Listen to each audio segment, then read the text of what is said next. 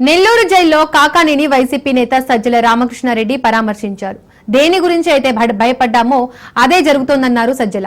YCP నేతల అరెస్టులు ఎమర్జెన్సీని తలపిస్తుందన్నారు. అరెస్టులతో ఏదో సాధిస్తారనుకుంటే పొరపాటినని జైలు నుండి రాటుదేలి బయటకు వస్తున్నారన్నారు. వైసీపీ మరింత బలపడుతుందని చెప్పారు.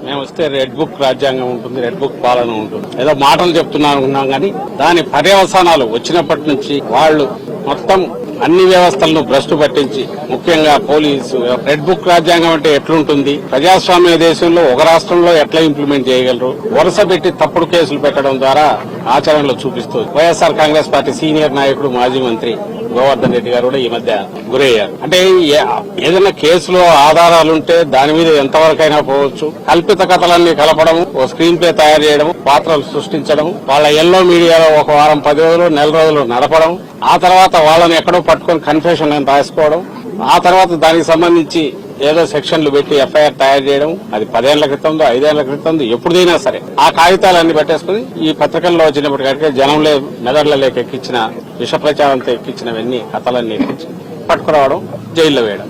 వీళ్ళు చేయడం వల్ల ఏదో సాధిస్తారనుకుంటే అది పొరపాటు.